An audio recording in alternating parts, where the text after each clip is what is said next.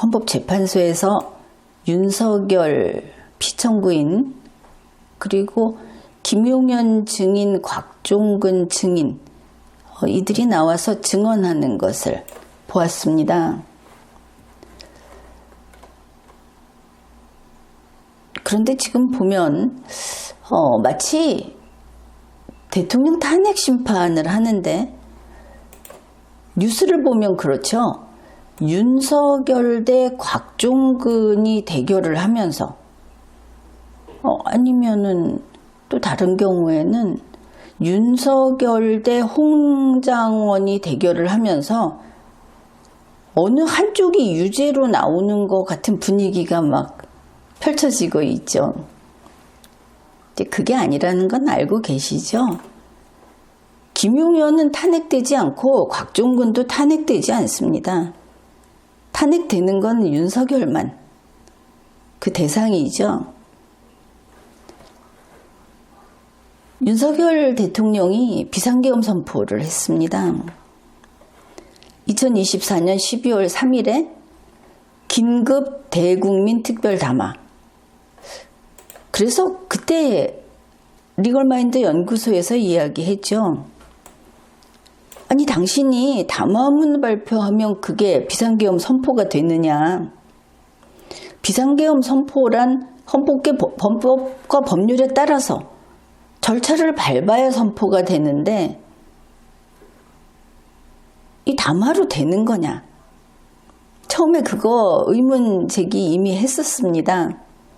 그런데 이제 나중에 여러 차례 여기에 대해서 생각을 해보고 그리고는 이 형식이 1972년 10월 유신의 형식을 그대로 따른 것이구나. 이것을 여러분에게 설명해 드렸죠. 그거 10월 유신 부분을 찾아서 보십시오. 그래서 대통령은 특별 담화라는 것을 내보내고 10월 유신을 보면 이 특별 담화에 기초해서 정부 조직을 개편하고 법률을 제정하고 예산을 책정하고 실제로 집행하고 헌법도 개정하는 절차를 밟고 이랬던 것을 알 수 있습니다. 그러니 대통령 특별 담화라고 하는 것은 체제 개혁, 체제 변혁의 선언 같은 것으로서 단순 비상계엄 선포가 아니다. 이 형식을 빌었는데 사실은 12.3 유신이었다. 그 성격이 그렇습니다. 비상계엄 선포는 담화문으로 하는 게 아닙니다. 이 점 알아두시고 윤석열 대통령은 자기가 대한민국의 현직 대통령이 이와 같은 일을 한다고 밝혔습니다. 저는 대통령으로서 비상계엄을 선포합니다. 명백하게 밝혔습니다. 이때는 성공을 당연히 장담하면서 했겠죠. 그렇다면은 현재 국방부 장관이었던 김용현, 또 현역 군인인 곽종근, 여인형 이런 사람들, 이 현역 군인들은 비상계엄 선포를 안 했다. 알 수 있죠. 윤석열 대통령이 했다. 실은 못한다. 대통령이 아니기 때문에 이렇게 되겠죠. 이게 비상계엄 상황에서 군인들이 몰려 나와서 결국은 국회를 들어가려고 했는데 윤석열 대통령이 나는 안 시켰다. 이렇게 말을 하는데 그게 아니라는 것을 하나 제시하겠습니다. 이것은 뭐 그렇게 인기 있는 서로 그 싸우는 내용이 아니기 때문에 여러분에게는 별로 소개가 안 됐을 겁니다.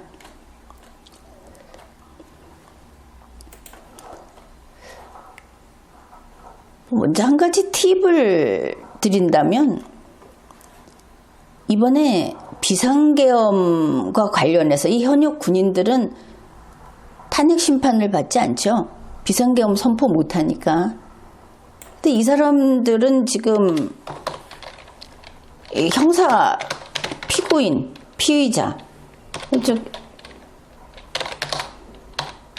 이 사람들은 내란죄, 반란죄로 처벌을 받게 되는, 이제 그런 재판을 받게 되는 사람들인데, 현역 군인들은 탄핵 심판을 받는 게 아니고 군사 재판을 받게 됩니다. 그러면 이 사람들이 무엇을 해야 하는가? 탄핵당하지 않기 위해서 윤석열을 비호하는 일은 자기들에게 백해무익하죠. 무엇을 해야 하느냐 하면은,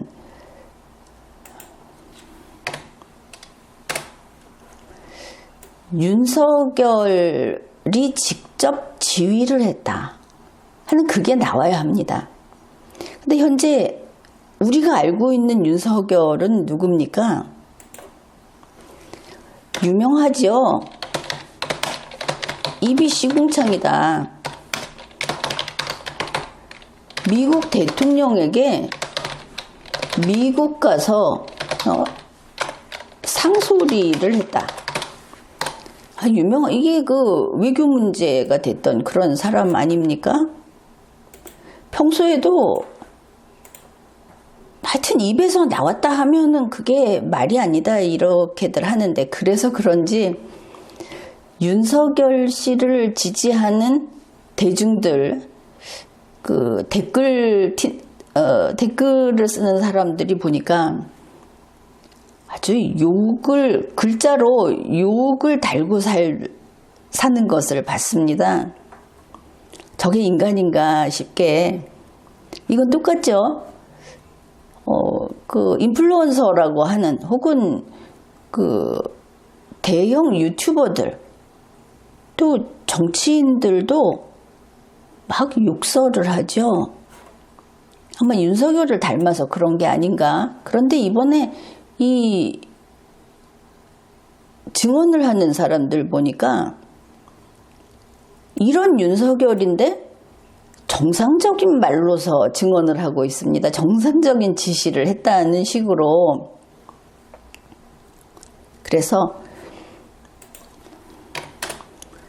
윤석열의 욕설이 나와야 한다. 이렇게 욕을 섞어가면서 말을 했다. 안 그러면 다 위증이다. 이렇게 이야기하면 눈치를 좀 채겠습니까? 지금 다 말하지 않고 있다. 사실을 다 말하지 않고 포장해서 그렇게 하고 있기 때문에 아직도 한참 더 부대끼고, 그리고 반박당하고 그 논거가 깨어지고 하면서 진짜가 나와야 한다. 그 진짜가 때를 놓치지 않고 나와야 이 현역 군인들이 목숨을 구할 수 있다. 이런 겁니다. 결국 윤석열의 목소리, 김건희의 목소리, 경호 차장, 다른 사람들의 목소리, 이 음성 파일이 나와야 되고, 이런 사실 그대로의 증언이 나와야 하는 겁니다. 그러면 계엄 상황에서 이 군인들이, 현장에 있는 군인들이 무슨 짓을 했는지 모른다. 윤석열은 전화만 했다. 윤석열은 그렇게 하라고 하지 않았다. 이런 말도 있죠. 그런데 그게 다 쓸데없는 소리다 하는 걸 이제 살펴보겠습니다. 2024년 12월 3일 비상계엄을 선포하기 전, 그러니까 2024년 12월 1일에 곽종근 사령관은 계엄이 아닌 상황에서, 계엄 상황이 아닌 평상시의 행정 집행을 하라는 지시를 받습니다. 이때 6개 지역을 확보하라 하는 지시를 받는데 그것이 윤석열의 장관 김용현을 통해서 곽종근에게 이 지시가 도달됩니다. 계엄 상황이 아니니까 이것은 행정 집행이 되는 겁니다. 2024년 12월 10일 국회 국방위원회 회의록에 있는 내용입니다. 곽종근 증인이 이렇게 말을 했습니다. 12월 1일은 일요일이었는데 김용현 장관이 유선 비화폰으로 임무를 지시했다. 12월 1일에 바로 뭔가를 하라는 게 아니지만 이것은 법치행정이죠. 행정은 법치행정입니다. 국회에 선거관리위원회, 민주당사, 여론조사꽃 등 6개 지역을 확보하라. 6개 지역은 나중에 나왔죠. 구체적으로. 여기에서 아주 중요한 정의, 그 개념을 알려줍니다. 추미애 위원이 확보란 어떤 뜻입니까? 그러니까 곽종근 증인이 이렇게 말을 합니다. 외곽 건물이 있으면 그 건물 주변의 출입구 이런 것들을 병력으로 딱 확보를 해서 그 건물 자체의 인원이 들어가거나 나오거나 하지 못하도록 된 상태를 유지하는 겁니다. 여러분은 이것을 뭐라고 생각하겠습니까? 자, 이 상황에서 12월 1일에 받은 명령인데 12월 3일 밤에 이건 두 가지가 될 수 있습니다. 하나, 안에 있는 사람들, 이들에게는 밖에 나가지 못하도록 감금되는 상황입니다. 둘, 밖에 있는 사람들, 이 사람들은 안에 들어갈 수 없도록 국회가 봉쇄되는 상황입니다. 이 두 가지가 다 한꺼번에 성립해버리죠. 그런데 곽종근 사령관은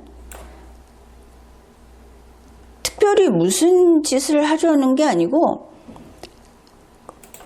그 안에 국회의원이 있으니까 라는 것도 아니고 밖에 시민이 있으니까 라는 것도 아니고 그냥 국회를 봉쇄하라, 선관위를 봉쇄하라, 이렇게 어떤 지형지물이라든지 지리적 위치, 거기에 대한 명령을 받은 겁니다. 이 행정집행은 법치행정입니다. 이 법적인 근거가 없으면 이 사람은 거기에 따를 필요가 없는데 근거가 있겠죠. 말로 했다 하더라도 법적인 근거가 없으면 따르지 않았을 겁니다. 지침을 내리든 지시를 하든.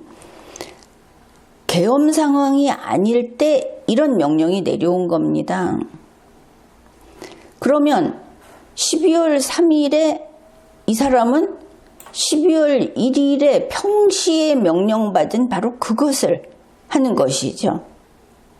그게 계엄 사무에 포함돼 버린 겁니다. 그러니까 이 당시에는 비상계엄 시에 국회는 건드리면 안 된다는 게 해당이 안 되는 그런 순간이 있었다는 걸 알 수 있죠. 자, 국민의힘 소속 임종득 의원이 이렇게 물어봅니다. 12월 3일 출동 당시에 곽종근에게서 지시받은 게 무엇이냐? 이게 저 임종득 위원이라고 해서 참 국민한테 지금 점수를 많이 깎였죠. 사람이 야비하고 또 거기다가 히히덕거리고 웃습니다. 이런 식으로 하고, 그래서 야, 저 사람은 이제 정치권도 떠나야 되겠지만 어디 선출직은 이제 다 갔다. 미움을 저렇게 받아서 되겠는가 싶은데 하여튼 덮어 씌우기에 앞장을 섰습니다. 그런데 이거 다 쓸데없는 헛짓입니다. 그러니까 이상현이 답변을 합니다. 비상계엄 선포 직전에 보안폰으로 지시를 받았다. 자, 비상계엄 선포 전에 움직였다 하는 것은 바로 12월 1일의 지시 때문인데, 그것과 비상계엄 선포 후와는 두 가지로 다 살펴야 하는 겁니다. 두 개 대대를 이용해서 국회로 보내서 내부에 있는 인원을 밖으로 내보내라. 이거 12월 1일의 지시입니다. 어디서 많이 들었죠? 윤석열 피청구인이 내부에 있는 인원을 밖으로 내보내라고 한 것은 그 내부에 있는 사람은 국회의원만은 아니다. 이런 이야기를 하는데 바로 12월 1일 당시에 나온 이야기입니다. 그럼 그 안에 있던 보좌관이든 사무원이든 이런 사람들을 다 내보내라. 왜냐하면 그 안을 비우기 위해서, 확보하기 위해서 이렇게 되는 것이죠. 그러니 12월 3일에도 국회의원들이 여기에 물려 들어가기 전까지였다고 한다면 이 상태였을 겁니다. 곽종근은 처음 지시할 때는 바로 이 12월 1일의 지시에 따른 겁니다. 곽종근 사령관이 가서 국회 시설을 확보하고 경계하라. 그리고 인원이 들어오는 것들, 인원 출입을 통제하라고 얘기했다.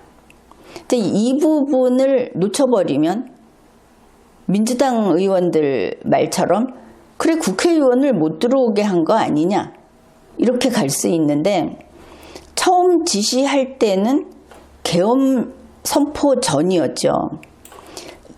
이게 그때는 통합니다. 그러나 계엄 선포를 하는 순간부터 위헌 행위로 바뀌어버리는 것이죠. 동일한 행위가. 아무튼 명령을 받는 사람 입장에서는 이런 겁니다. 그 다음에 김정근은 이렇게 말합니다. 곽종근 사령관이 김정근에게, 이때는 이제 계엄 선포 후입니다. 윤석열 계엄 선포 후 5분 정도 지나서 비화폰으로 지시를 받았는데, 선관위에 한 개 대대를 투입해서 차단하고 경계를 지원하라. 경계하라. 수원에 있는 선관위 연수원에 한 개 대대를 투입해서 차단하고 경계를 지원하라. 그때 선거관리위원회는 또 가서 이렇게 확보를 하는 게 직접 문제가 되지 않을 수도 있죠.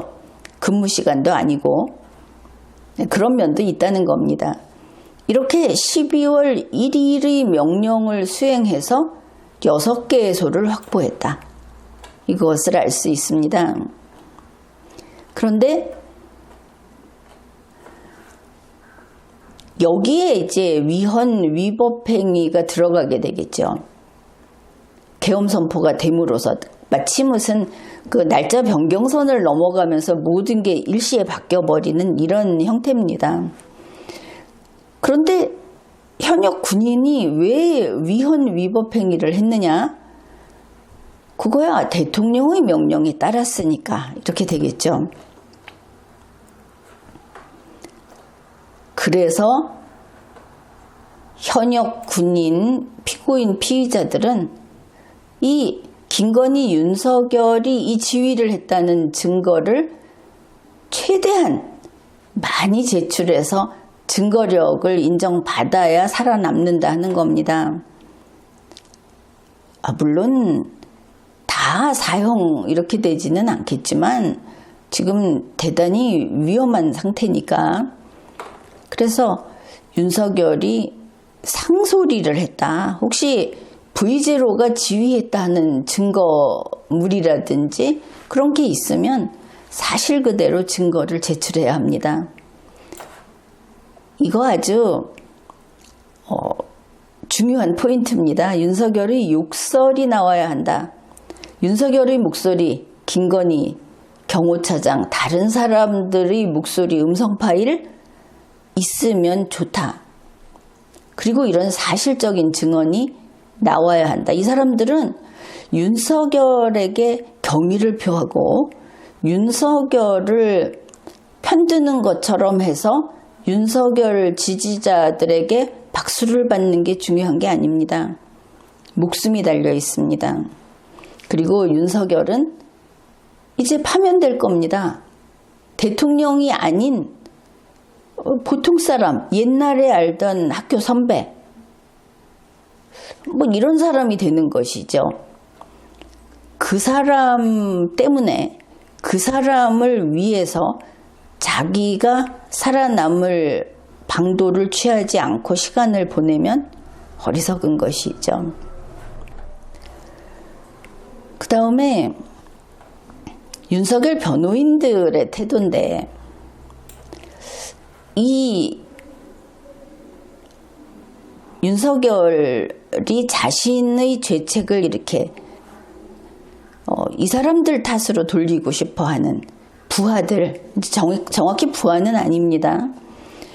이 현역 군인들 아니면은 공무원으로서 그 부하 직원 이런 사람들, 국민의힘 소속 국회의원들이 덮어 씌우려고 하는 그 희생자들, 그 대상자들. 그러니까 이 사람들이 현재 반성하고 있고 사실 증언을 하는 사람들이 있고 아직도 윤석열에게 충성 이러는 사람들이 있죠. 그런데 반성하는 이 사람들은 실제로 그 중지범 인정할 수 있는 소지가 많이 있습니다. 지금 보면 위에서 명령이 내려왔어도 총 쏴라 하는데 안 쐈다. 국회의원 끌어내라고 했는데 안 했다. 뭐 이런 것들, 그런 게 있죠. 그러니까 이 사람들의 이 중지범이 무엇이냐 하면은 예전에 한번 이야기한 적이 있는데 바로 황금의 다리 이론, 이게 해당이 되는 그 이야기입니다. 범죄의 세계로 들어갔는데 다시 순간 깨달아서 황금의 다리를 건너서 법의 세계로 건너온 스스로 중지한 사람을 이렇게 말하는 겁니다. 형법제 26조에서 규정하고 있습니다. 중지범이라고 범인이 실행에 착수한 행위를, 사실 뭐 실행에 착수가 아니고 이제 끝났죠. 이 비상계엄 그 내란이라고 하는 것은. 그런데 아무튼 대통령의 명령에 따라서 내란 현장에 간 군인들 아닙니까? 자기 부하들을 거느리고. 그런데 내란 수괴가 하라고 한 그 지시에 자기 스스로 자의로 그걸 중지하고 그 다음에 그 행위로 인한 결과의 발생을 자의로 방지한, 그러니 국회에서 총 쏘시오 해서 쐈으면 사람이 죽었을 거 아닙니까? 다쳤을 거 아닙니까? 그 결과를 막은 거다. 이랬을 때는 형을 감경하거나 면제한다. 이렇게 돼 있습니다. 바로 이런 중지범. 이제 이 사람들에게 이 사실을 증언하고 반성하는 사람들, 윤석열이 이런 실제로 여기 윤석열이 이렇게 욕설을 하면서 우리 보고 국회의원을 잡아내라, 국회로 쳐들어가라고 했다. 뭐 또 다른 위헌 위법한 그런 증거들을 제시하는 사람들에게는 형을 감경하거나 면제한다고 하는 이 황금의 다리 이론, 이걸 생각할 필요가 있는 겁니다. 이것은 형량 협상하고는 다릅니다. 형량 협상은 이들의 선의를 바탕으로 하지 않는데, 이 경우는 다시 법의 세계로 돌아온 선의를 높이 평가하는 그런 조문입니다. 그래서 이들에게는 지금 국회에서 보면은 그 증언을 해주는 사람들, 사실을 밝히는 사람들을 보호하겠다 이렇게 하고 있는데, 그것과 별개로 실제 법원에서도 이렇게 판단을 한다는 것이죠. 여기에다가 이거를 증명하려고 하는데, 윤석열 이제 피고인이죠. 윤석열 피고인은 헌법재판소에 나와서 자기도 여기에 무임승차를 하려고 하는데, 그건 구조상 불가능합니다. 어떻든 이런 이유로 헌법재판소에서 자꾸만 내란죄에 대한 것을 논쟁을 하고 있죠. 근데 중요한 것은 윤석열 대통령이 계엄 선포 전에 했던 그 권한 행사, 계엄 선포 후에 이거는 권한 행사가 아니고 권한 남용이 될 텐데, 그러면서 범죄 행위가 될 텐데, 이런 것을 특별히 어느 편을 들지 말고 잘 살펴보게 되면 무엇이 법인가 이런 것을 이해도 할 수 있고, 또 그런 빠른 시일 안에 그런 결과를 낼 수도 있고 이렇게 되겠죠. 아무래도 이야기를 하다 보면 관련돼 있는 현역 군인들, 이제 그들에 관한 것을 보면 윤석열 대통령은 끊임없이 이것을 이용하려고 한다. 그런데 참 묘하게도 이번 범죄는, 이번 사건은 그냥 윤석열이 위에 우뚝 서 있는 이런 사건이 돼서, 왜냐하면 대통령이 대통령으로서만 저지를 수 있고 그것의 다른 측면이 내란죄이기 때문에 성격이 그렇다는 겁니다. 그러니까 여러분은 곽종근이 죄를 좀 덮었으면 저게 사실은 나쁜 인간인데 자꾸 거짓말을 하면서 발뺌을 하니까 윤석열이 불리하다 이렇게 느끼는 분들이 있죠. 그거 아닙니다. 그냥 오직 윤석열의 문제고, 윤석열의 유죄는 이미 확정됐는데 무죄 추정할 수 없죠. 그 윤석열은 곽종근에게 감형할 수 있는 사유가 있으면 여기에 무임승차를 하려고 하는 겁니다. 김용현도 좀 그런 면이 있고, 그런데 부질없다 이런 것이죠.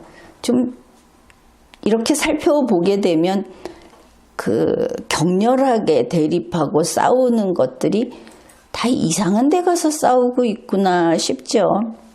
아무튼 이 사실의 증언, 이런 것들이 빨리 나와야 하겠습니다.